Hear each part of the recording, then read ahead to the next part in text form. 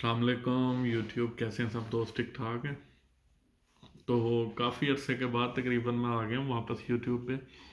तो कोशिश किया करूँगा सब दोस्तों के साथ इंशाल्लाह अपना टाइम टू टाइम जो अपडेट है वो शेयर करता रहा करूँ। बहुत सारे दोस्त कमेंट्स भी कर रहे हैं जिनका तकरीबन मसरूफियत होने की वजह से जवाब नहीं दे सकता, माजरत के साथ। कुछ कह सकते हैं इग्नोर भी हुए हैं कमेंट्स। तो एक मैंने वीडियो डाली थी उरुग्वे के हवाले से, साउथ अमेरिकन कंट्री के हवाले से, इजी T R C P R citizenship. ये उनमें मैंने टॉपिक डिस्कस किए थे। उनमें कुछ बहुत दोस्तों को जो है वो मिसअंडरस्टैंडिंग है कि इसका वीज़ा हम कैसे अप्लाई करें, कहाँ से करें। अगर हम पाकिस्तान में हैं, इंडिया में हैं, दुबई में हैं, अरब कंट्री में हैं, यूएई में हैं, तो उनका प्रोसीजर वही है जो मैंने अपनी वीडियो में बताया हुआ पिछली में। आप देख सकते हैं जाके, वो आप लिंक उसका मैं नीचे डाल दूंगा अपने चैनल में, या आप जाएंगे वीडियोस में वो आपको मिल जाएगी आराम से वीडियो। सारा प्रोसीजर उसका वही सेम है, डॉक्यूमेंट्स वो सेम ही हैं, कोई चेंजिंग नहीं है उसमें। सिर्फ इंफॉर्मेशन उसमें ये ऐड कर रहा हूँ, जो दोस्त या भाई पाकिस्तान से अप्लाई कर रहे हैं, साउथ अमेरिका जाना चाह रहे हैं उरुग्वे के लिए, उनकी पाकिस्तान में एम्बेसी नहीं है। पाकिस्तान में कौंसलेट है उनका, लाहौर में, इस्लामाबाद में, कराची में, लेकिन वो वीज़ा को डील नहीं करता। अब जो हमारे पाकिस्तान के लिए वीज़ा डील करते हैं वो उनकी एम्बेसी है ईरान में। ईरान में भी है, दुबई में भी है, सऊदी अरेबिया में भी है। ये उरुग्वे की एम्बेसी की मैं बात कर रहा हूँ। उधर आप अपनी फ़ाइल जमा करवा सकते हैं। वीज़ा आपका जो है ईरान की एम्बेसी जो है, ईरान में जाएंगे आप, उधर उरुग्वे की एम्बेसी में आप वीज़ा सबमिट करेंगे अपना। उनसे आप, उनकी वेबसाइट है बाकायदा, उधर आप जाके उनको ईमेल करके उनसे अपॉइंटमेंट ले सकते हैं। कोई सवाल है आपके जहन में, उनको ईमेल करके आप पूछ सकते हैं। तो उनसे अपॉइंटमेंट बना के, तो वो जो भी आपको हेल्प आउट कर सकते हैं, सारी इन्फॉर्मेशन में आप जा सकते हैं, डायरेक्ट ट्रैवल कर सकते हैं। जो बात रहेगी ईरान के वीज़े की, कुछ लोगों को सवाल होएगा जहन में, तो ईरान जाने के लिए ईरान का वीज़ा चाहिए। बिल्कुल, अगर वो उरुग्वे की एम्बेसी आपको अपॉइंटमेंट इशू कर देती है तो उस अपॉइंटमेंट के बिहाफ पे आप ईरान एम्बेसी से वीज़ा ले सकते हैं। कोई महंगा नहीं है, 5-6 हज़ार रुपये में मेरे ख्याल से वो आपको विज़िट वीज़ा दे देंगे आपकी फ़ाइल जमा करवाने के लिए, अगर आपको फ़िज़िकल जाना पड़े। तो ये एम्बेसी पे डिपेंड करता है। ये कोरोना की वजह से वो आपको फिजिकल बुला लें या आप बाय पोस्ट वो आपको बोलें आप अपनी फ़ाइल भेज दें, इंटरव्यू हम आपका ऑनलाइन कर लेंगे या वीडियो कॉल पे कर लेंगे। तो ये चीज़ें हैं। जो दोस्त इंडिया से हैं, इंडिया में ऑलरेडी उरुग्वे की एम्बेसी है। दुबई में जो लोग हमारे दोस्त काम कर रहे हैं वर्क वीज़ा पे, आज़ाद वीज़ा पे, या किसी भी लीगल स्टेटस पे हैं, आराम से वो अपना वहाँ से वीज़ा अप्लाई कर सकते हैं। सारा प्रोसीजर वही है, कोई मुश्किल नहीं है। कम अज़ कम वीज़ा जब अप्लाई कर रहे हैं, आपकी बैंक स्टेटमेंट जो है, पाकिस्तान से अगर आप अप्लाई कर रहे हैं, आपकी बैंक स्टेटमेंट 8,000 से 10,000 डॉलर की होनी चाहिए। मैं डॉलर में बता रहा हूँ आपको, कैलकुलेशन आप खुद कर लीजिएगा, डॉलर को रुपीस में कन्वर्ट करके उसकी क्या वैल्यू बनती है। तो ये इतनी आपकी स्टेटमेंट होए, आपके पास सॉलिड रीज़न होना चाहिए। इनविटेशन ज़रूरी नहीं है आपके पास हो कोई उधर से।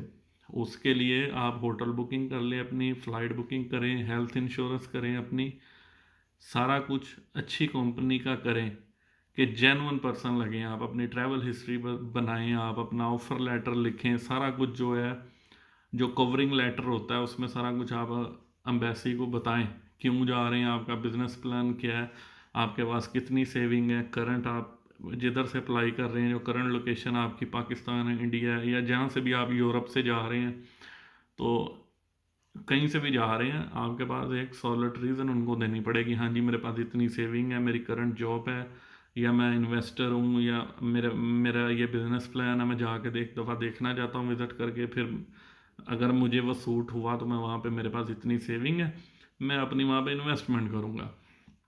तो आप विज़िट वीज़ा पे जाते हैं, उधर जाके वही आपको बताया, एक लॉयर हायर करें इमिग्रेशन एक्सपर्ट का। तो आप अपनी फ़ाइल लगा दें टीआरसी की। वो आपको पुलिस क्लियरेंस सर्टिफिकेट एक चाहिए, पाकिस्तान से भी और उधर से भी। उरुग्वे की पुलिस आपको पुलिस आईडी एक इशू कर देगी, उसके बिहाफ पे आपको टीआरसी वो दे देते हैं 2 साल की।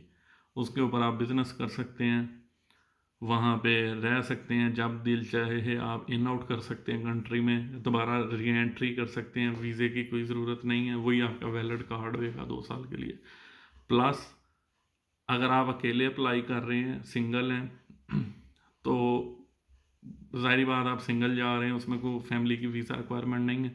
अगर आप मैरिड हैं, मेरिट बेस पे आप जा रहे हैं, पहले आपने खुद अकेले का ही वीज़ा अप्लाई करना है। जब आपने उधर जाके आपकी टीआरसी हो जाए, उसके बाद आपने फैमिली अपनी उधर से अप्लाई करवानी है, तो वो इजी प्रोसेस हो जाएगा मेरे ख्याल से, क्योंकि फैमिली को उठा के आपको ईरान में नहीं जाना पड़ेगा, डबल डबल खर्चा नहीं पड़ेगा, वो सारा कुछ आप उधर से करवा सकते हैं अपने वकील के थ्रू।